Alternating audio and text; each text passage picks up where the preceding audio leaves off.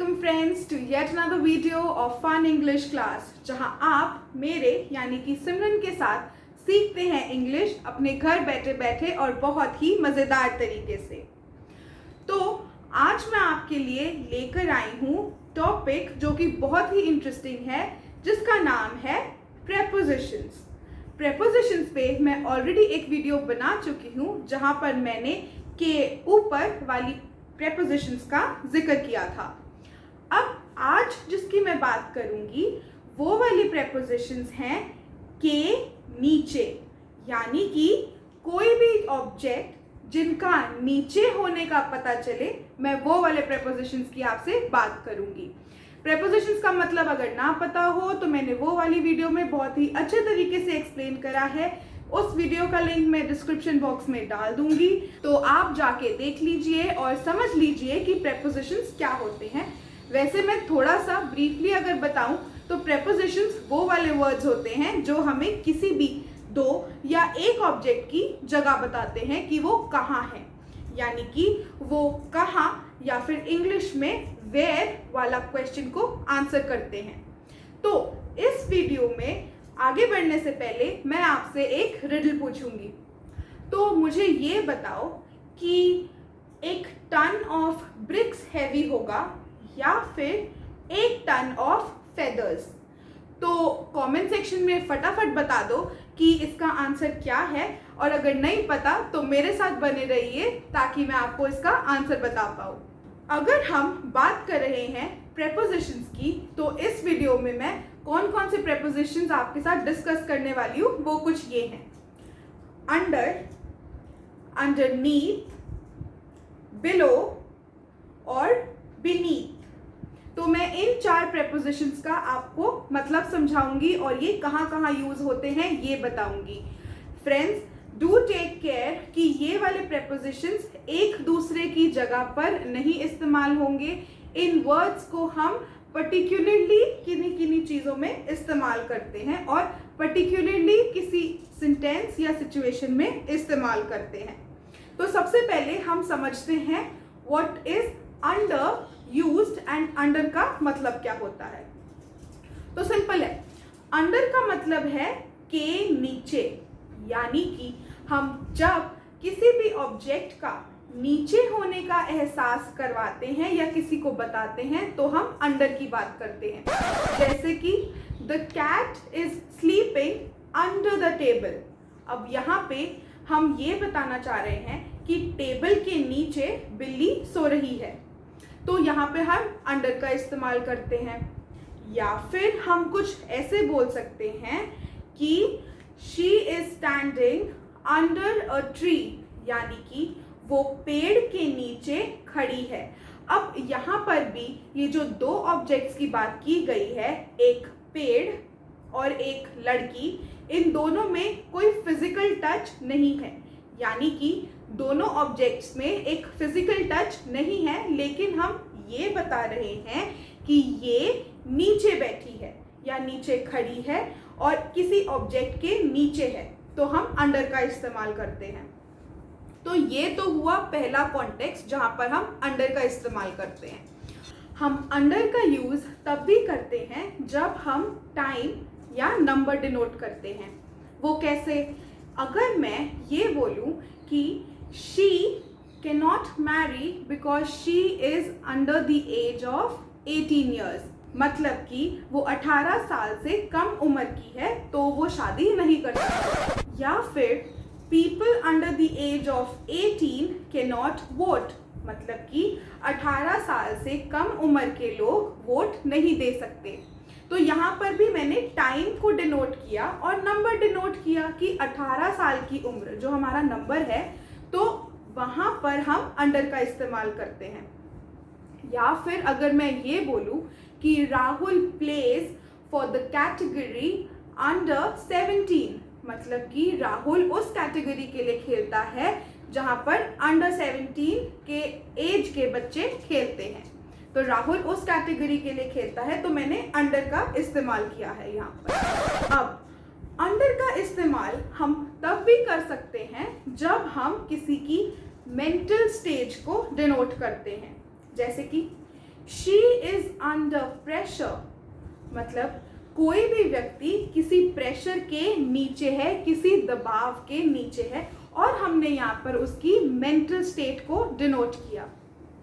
या फिर हम ये बोल सकते हैं कि Deepa can work under pressure, मतलब कि दीपा ऐसे काम कर सकती है जब उसके ऊपर प्रेशर हो, उसके सर पर प्रेशर हो। तो यहाँ पर भी मेंटल स्टेट को हमने डिनोट किया, तो भी अंडर का इस्तेमाल आया। ऑल्सो अंडर का इस्तेमाल हम कुछ और वर्ड्स में भी कर सकते हैं, जैसे हम बोलते हैं अंडर एस्टिमेट। इसका मतलब हम किसी भी चीज़ को कम वैल्यू करते हैं, उसकी सही पहचान, सही वैल्यू नहीं लगाते, तो हम अंडर एस्टिमेट का यूज़ करते हैं।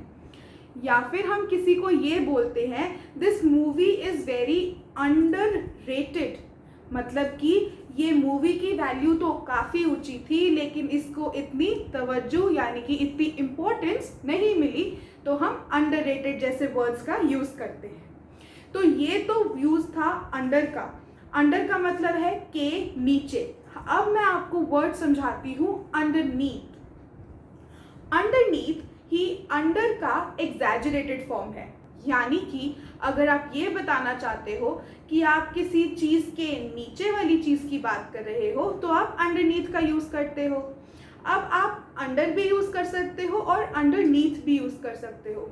जैसे I want to wear the dress which is underneath this one, मतलब कि मैं वो वाली ड्रेस पहनना चाहूँगी जो इसके नीचे है, जो कि अंडर का एग्जैजरेटेड फॉर्म है, इसलिए मैंने अंडरनीथ यूज़ किया यहाँ पे।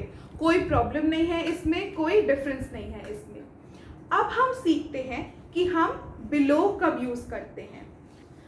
बिलो का यूज़ हम तब करते हैं जब हम किन्हीं दो चीज़ों को कंपेयर करते हैं, जैसे कि his health is below average, मतलब कि एक एवरेज हेल्थ यानी कि एक अच्छी हेल्थ से उसकी हेल्थ नीचे है, उसकी हेल्थ उससे कम है। तो यहाँ पे तो हमने कंपैरिजन की बात करी।